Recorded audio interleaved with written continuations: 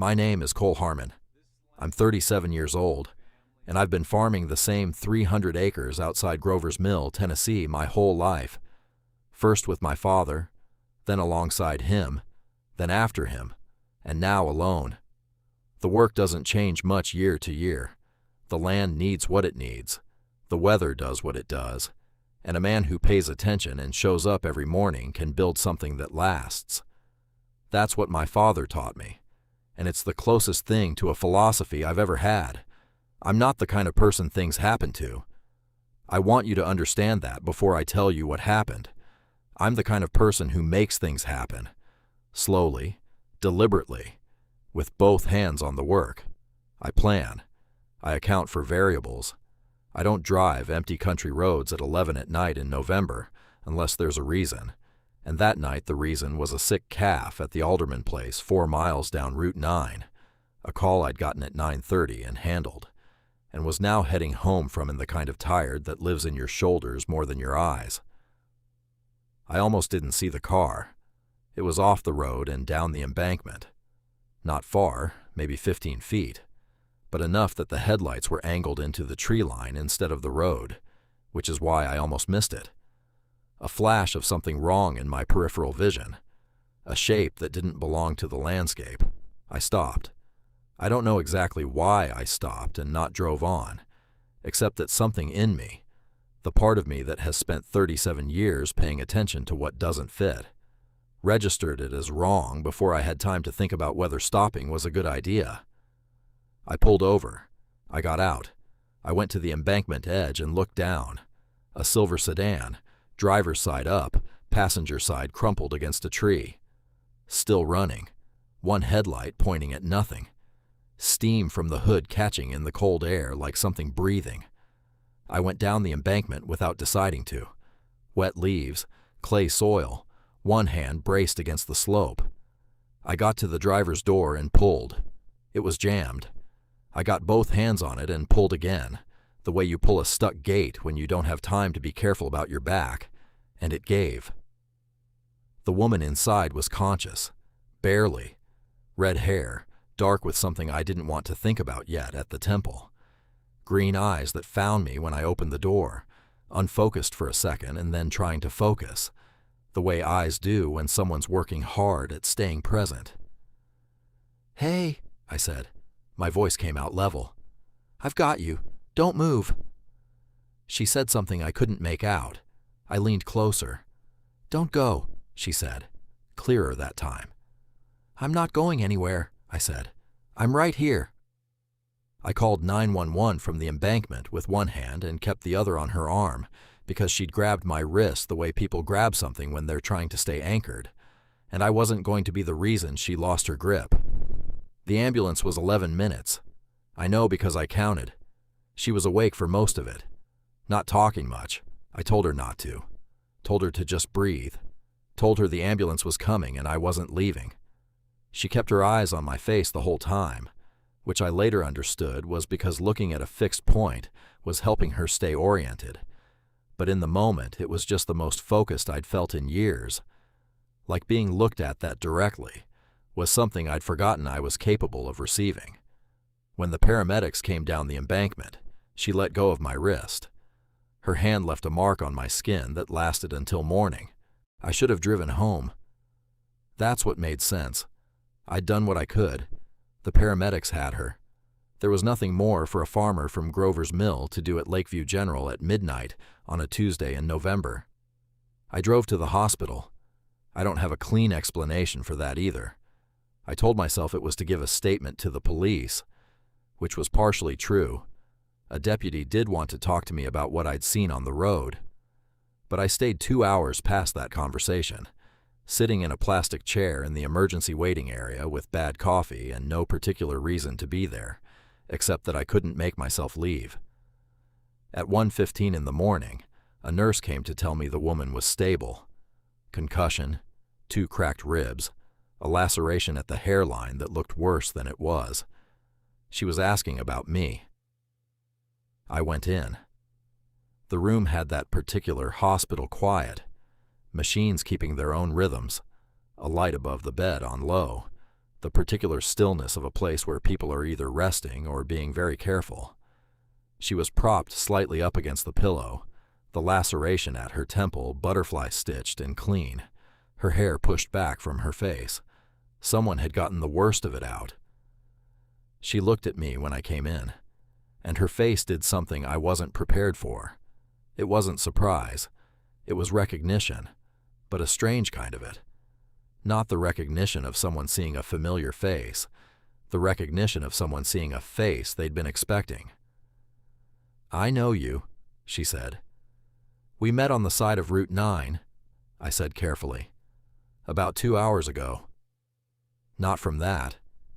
She said it with the calm certainty of someone who has decided not to doubt themselves tonight. "Before that, you were in my dream." The machines kept their rhythms. The light held steady.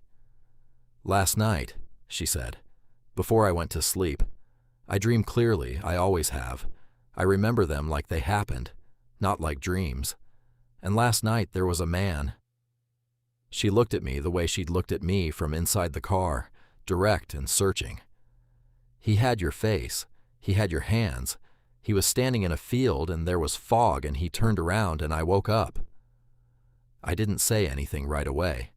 I'm not a man who has a ready answer for something like that. "I'm a farmer," I said finally. "I stand in fields." Something moved across her face.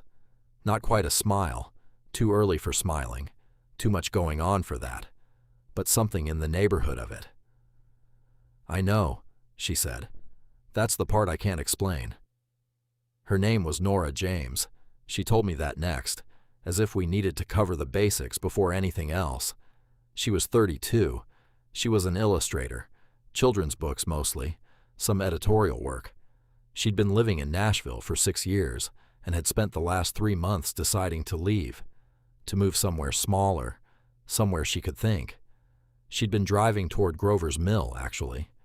She'd looked at a rental property there 2 weeks ago and had decided, that afternoon, to take it. She'd been 40 minutes away from the town I'd lived in my whole life when she went off Route 9. I told her my name. I told her where I farmed. I watched her absorb the specifics of it against whatever she'd seen in that dream, and I watched her trying to figure out what to do with the overlap. "I believe you," I said, because it seemed like the thing she needed to hear. "About the dream. I don't know what it means, but I believe you." She let out a breath, the kind of breath that has been held for a while. "Thank you," she said. "Most people would think I had a head injury." "You do have a head injury," I said, and that time she did smile, small and real and slightly crooked, because of the way she was holding her head. Her daughter Emma was with Nora's mother in Cookville, 40 minutes east. Nora had called her before I came in, or a nurse had, I wasn't sure, and the plan was for Emma to be driven over in the morning once it was clear Nora was stable, and the news could be delivered without the worst attached to it. I went home that night and I stood in my kitchen for a while without turning the lights on, which is something I do sometimes when I need to think and the dark helps. I thought about the car going off the road. I thought about the 15 feet of embankment and the tree, and what would have been different if the car had hit it at a slightly different angle, or if I hadn't seen the flash of wrong in my peripheral vision, or if I'd been driving the other direction. I thought about a woman who'd had a dream about a man in a field. I heated up the coffee that was left from the morning and drank it cold by accident because I forgot to check whether I'd turned the burner on, and I went to bed at 2:30 and lay there until 5 when the alarm went off, and the calf at the Alderman place needed checking. The land needs what it needs. The work doesn't wait. But I called the hospital from the barn. She was sleeping, they said, stable. I said thank you and put my phone back in my pocket and finished checking the calf, who was doing considerably better than she'd been the night before, and I told myself that was the end of it. I was back at the hospital by noon. Nora's mother, Patrice, was a small woman with the same green eyes and a manner that made clear she had opinions and had decided I deserved to know them. She looked at me from across the hospital room with the particular assessment of a grandmother who has spent her whole life figuring people out fast. "You're the one who stopped," she said. "Yes, ma'am." She nodded once, like something had been confirmed. "Nora said you stayed on the phone with her until the ambulance came." "I was there in person," I said. "I came down the embankment." Something shifted in Patrice's face. She looked at her daughter, who was sitting up in the bed now, looking better, and then back at me. "Well," she said, in a tone that contained an entire essay, and then she moved to make room for me near the chair. Emma arrived an hour later. I was in the hallway getting water when they brought her in, so I heard it before I saw it, small feet running on linoleum, and then a child's voice saying, "Mom," in the particular way children say it when they've been scared, and are now less scared, but still need to confirm the less scared part is real. When I came back to the doorway, Emma was on the edge of the bed with her arms around Nora's neck, careful of the ribs the way someone had clearly told her to be, but struggling with the carefulness, the way children struggle with instructions that conflict with instinct.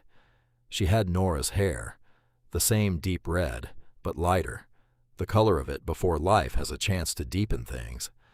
And she had someone else's eyes, large and blue and taking in the room with a steady attention that didn't belong to an 8-year-old in any typical sense.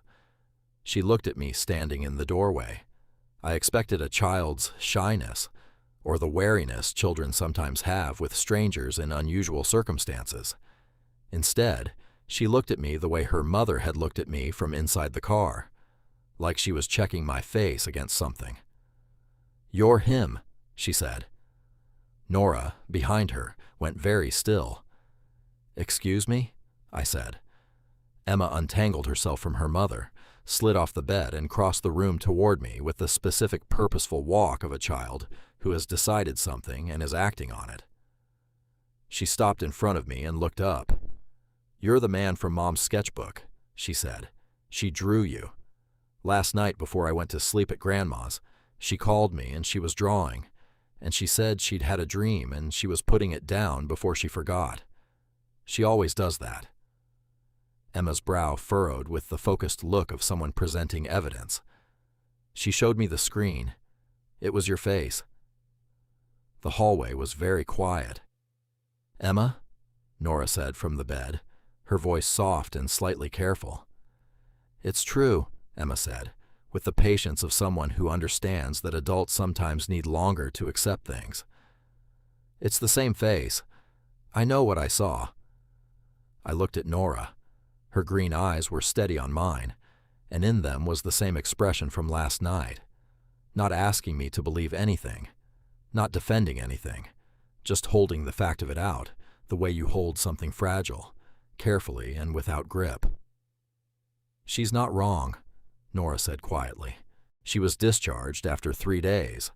Her rental in Grover's Mill was already arranged, had been for 2 weeks, and Patrice drove her and Emma directly there from the hospital with 2 suitcases, and the particular efficiency of a grandmother who has decided that what her daughter needs is to stop moving around and start staying somewhere. I didn't offer to help. I told myself she needed rest, space, time to recover without a stranger appearing at her door. I told myself this firmly on Thursday and again on Friday, and by Saturday morning I'd driven past the rental property on Elm Street twice on errands that didn't strictly require me to take Elm Street. It's a small town. Elm Street is not on the way to anything I needed. She called me on Saturday afternoon. "I have a sketchbook," she said when I picked up. No preamble.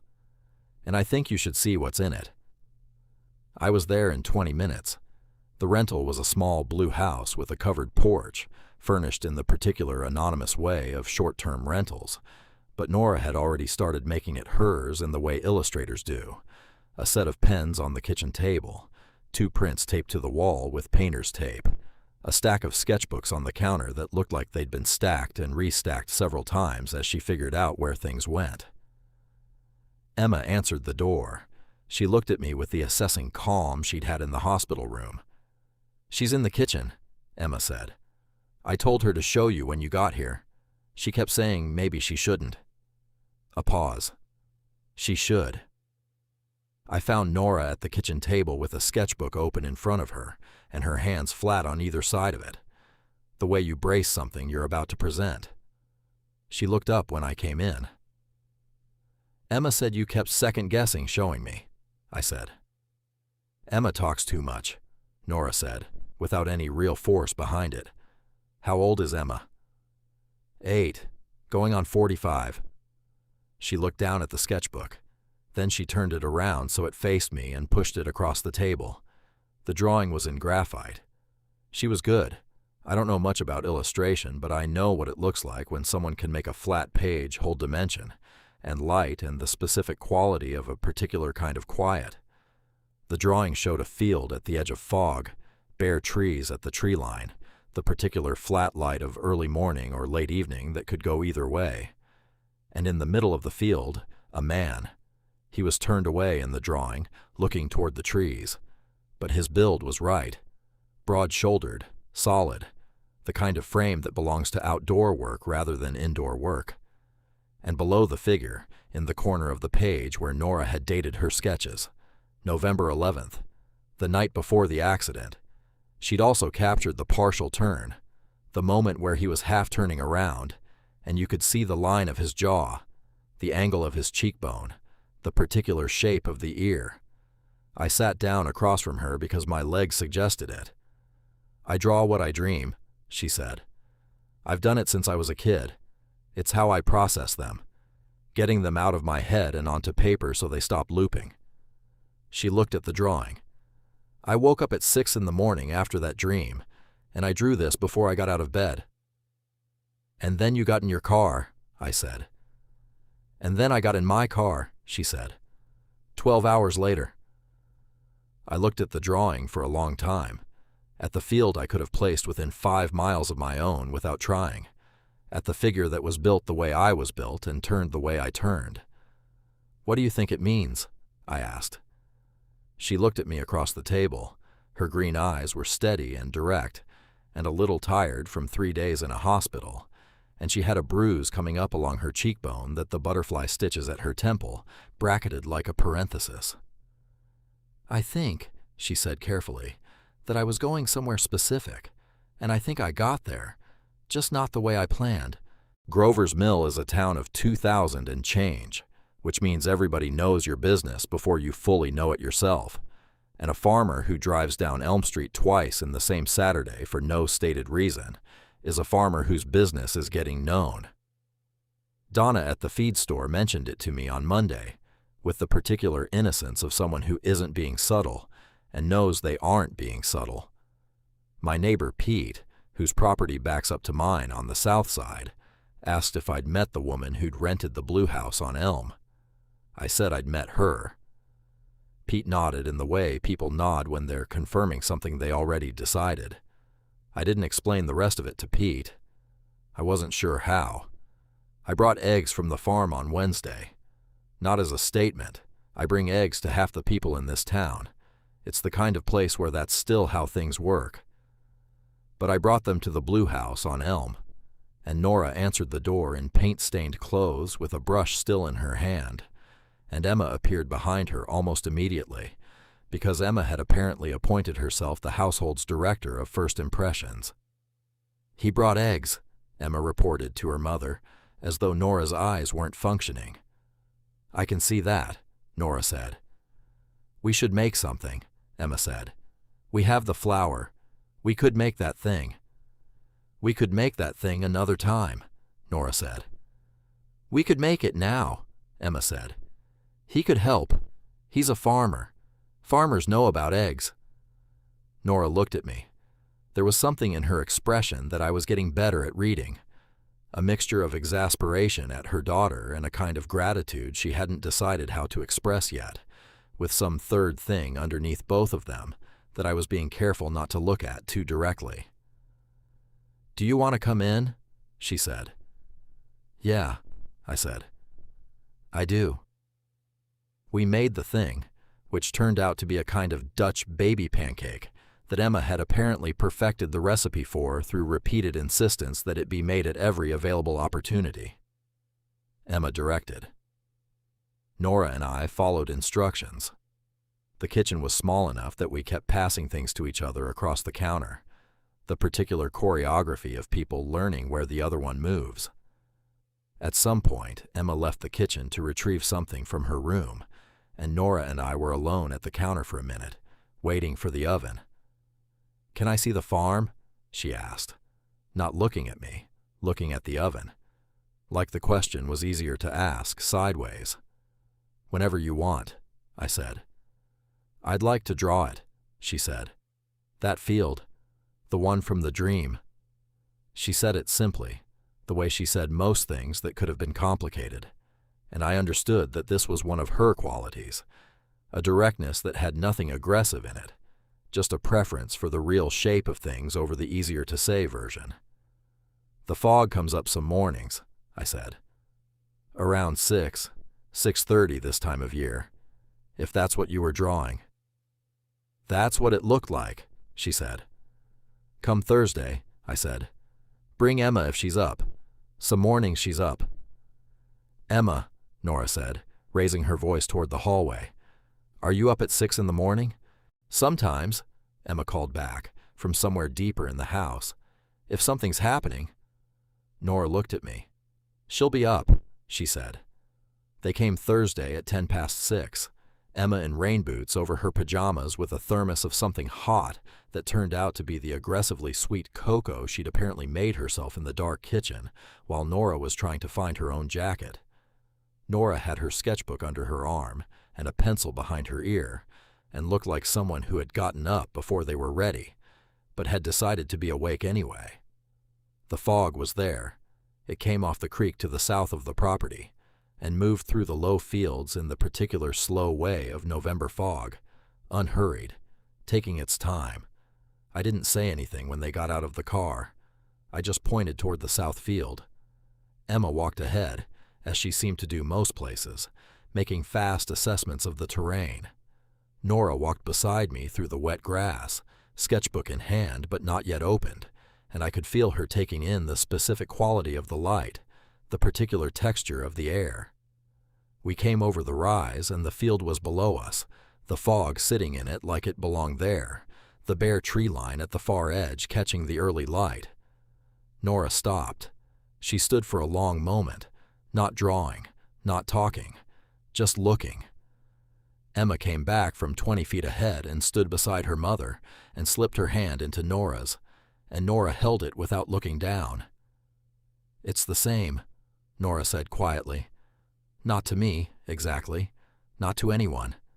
Just said it." I stood a few feet apart and let her have the looking. Some things need to be seen without anyone asking you about seeing them. After a while, she opened the sketchbook.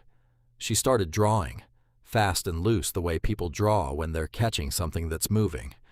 And I watched her hand move across the paper, and I thought about 11 days ago on Route 9, and a car at the bottom of an embankment, and a woman's hand on my wrist, and I thought about how many ways the morning could have gone differently, and didn't.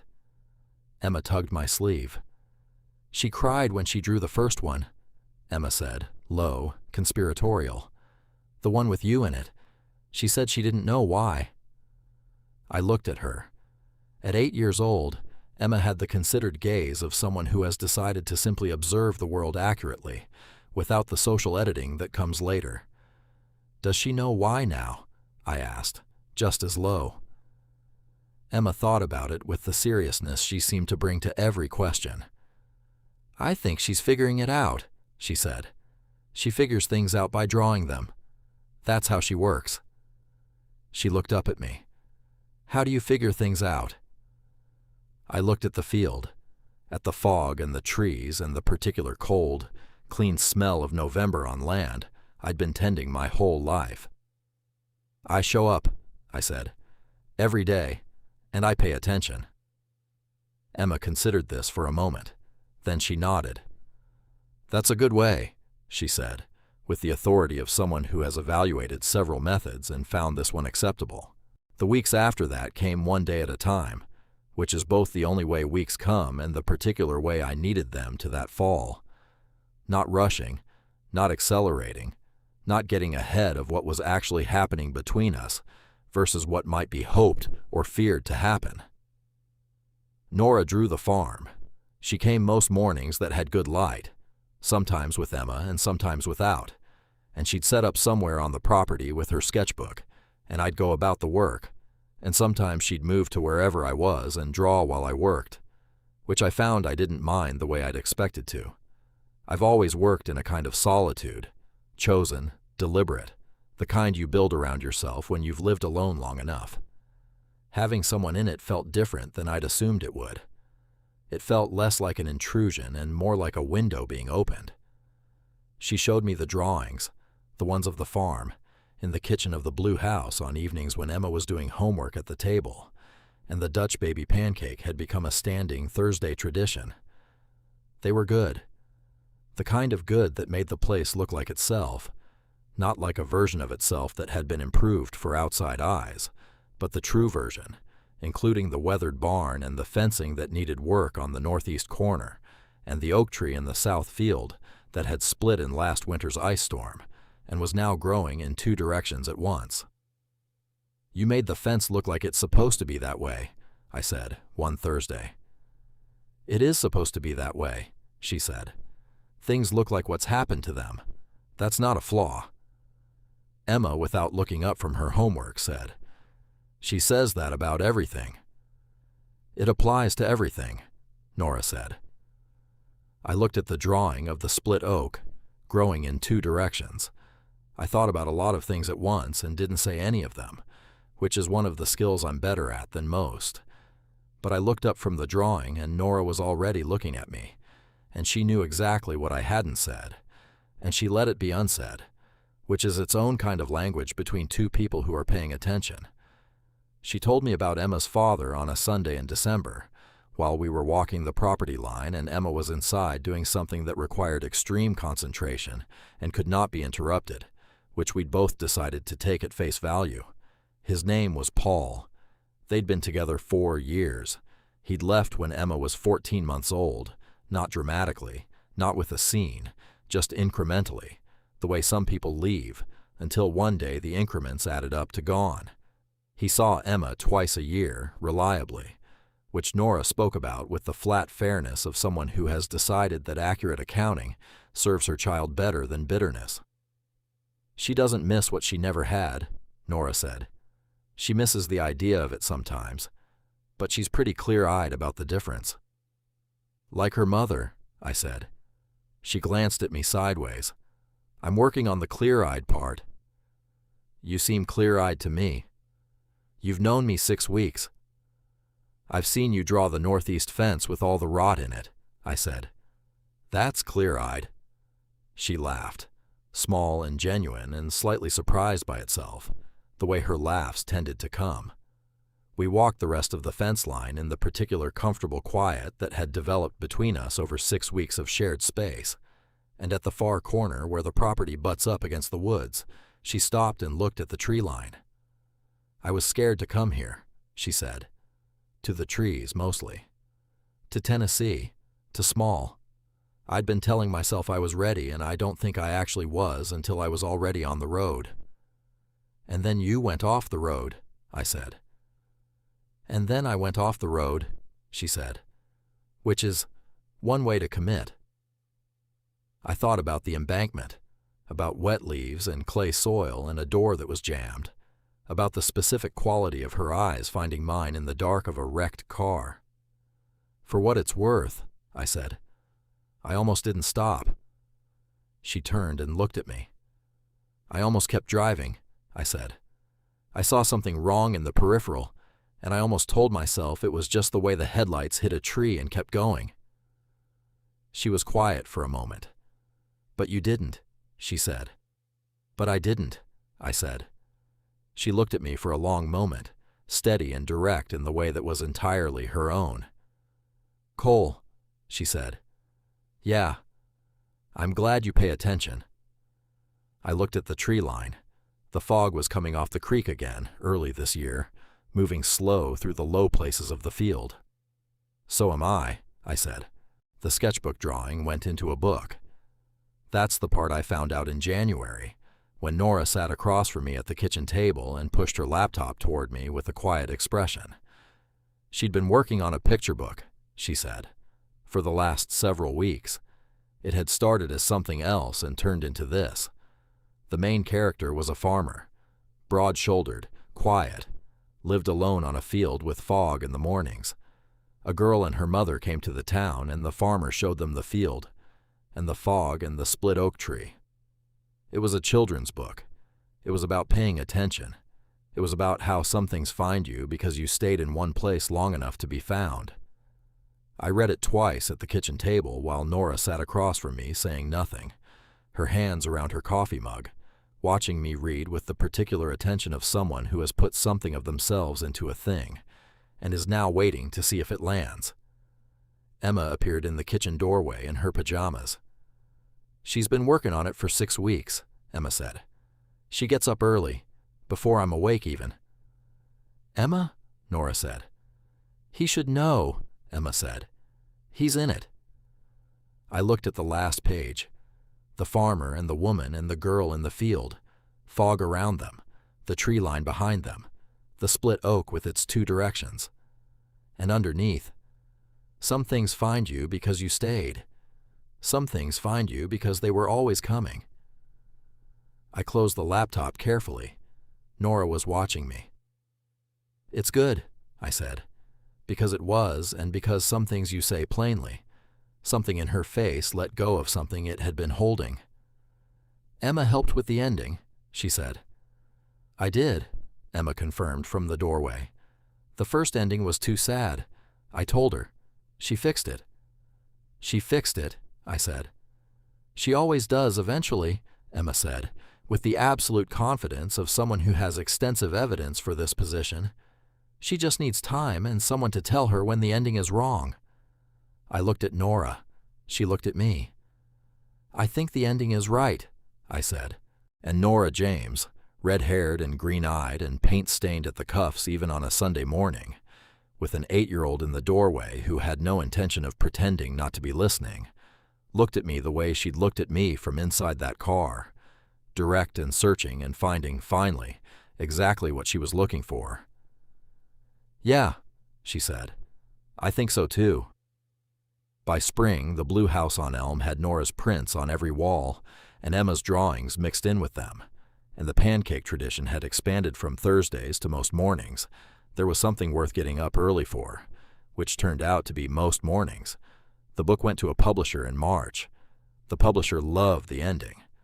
Emma received this news with the satisfaction of someone whose editorial instincts have been externally validated. I fixed the northeast fence in April.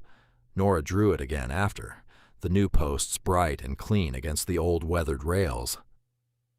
"It looks different," I said. "Different isn't worse," she said. "It just looks like what happened to it." I thought about a lot of things that applied to. I didn't say most of them, which is still how I work, but Nora has gotten good at reading what's in the space around what I say, and she looked at me the way she looks when she knows.